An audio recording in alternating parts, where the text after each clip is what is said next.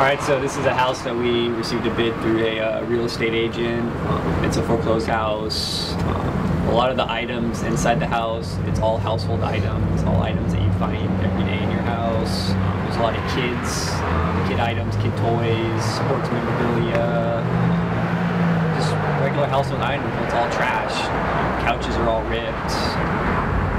Just, garbage everywhere. There's absolutely nothing in here that we could save. There's nothing that we could try to donate, recycle. Everything has to be dumped. It's just that bad. It's pretty much a hazardous. It looked like a lot of the insulation was torn out from the tops of the roofs from people coming in and sleeping. The drywall, the insulation, the fiberglass. It's all over the floors. It looks like a lot of moisture came in, a lot of rainfall. It just looked like a bunch of people were sleeping in here. Oh, as you can see, there are holes in the walls. Looks like people punched through the walls with something. They tore the whole drywall off. All the insulation, it looks like just dropped down with the rain, and it's all over the floors here. Kind of just looks like a tornado came through it. It does look like a tornado, but what I think happened is just out of spite or whatever reason, they came in and they just decided they wanted to destroy the house, and they just took out the whole top. Yeah, and it all fell to the ground. As you can see, it looks like a bunch of the top, the roof is all on the ground, because they just were like jumping around or throwing everything around in here. Yeah, so it's pretty bad. You can still see there's the food in the pantries, so there definitely was somebody living in here before this happened.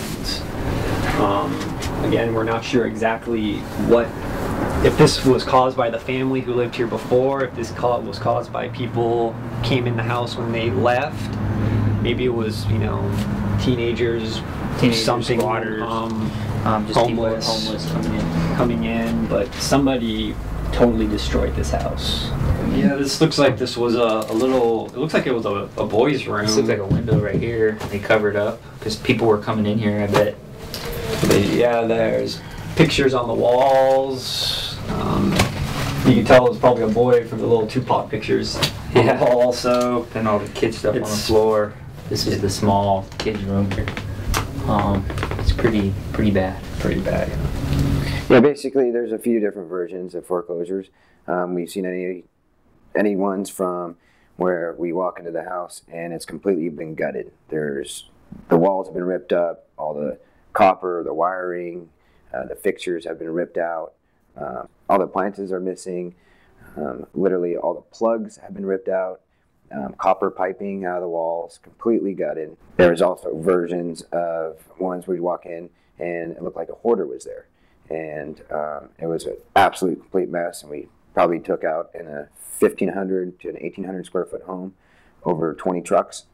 And then there's another version of where it looks like, unfortunately, a family just picked up and moved out, and it looked like someone was still living there. If we came across any valuables that we thought were family valuables or valuables in general, we would put those aside, and whoever was in charge of the house that we were cleaning out, we would ask them if they needed these back or if they wanted to put these aside just in case they got a hold of the person or the family, because it was actually saddening on some of the stuff that we would see or that we were asked to remove. 30 years worth of, if not more, of family valuables and photo albums, etc., were left behind. It's definitely really interesting in terms of what people leave behind sometimes. You run the whole range of spectrum on what happens there. For example, in this particular house, this was upstairs and downstairs. Upstairs, the people left the place in a pretty good shape, as you can see. And then you go downstairs and you go, hey, sure, a lot of trash left behind. You open up the unit downstairs and it's fully furnished. It's got couches. They made an attempt at moving. You see some of the pictures down. They took stuff out of cabinets. But they left computers behind, the bed's unmade, clothes all over the place. You got bra hanging on the doorknob. It's just amazing what you find in some of these things. And then sometimes you find houses that you just don't know what the story is. We open it up and we go, wow, all the furniture are here. Things are covered. It looks like someone's planning to move back in. So after we talked to the neighbors a little bit, what we found out was these were people who started to remodel the house, then ran out of money.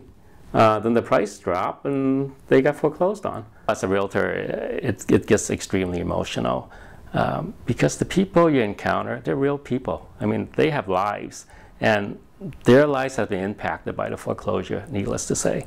I run the gamut, and one time we went into a property, that guy was in tears. I mean, literally in tears.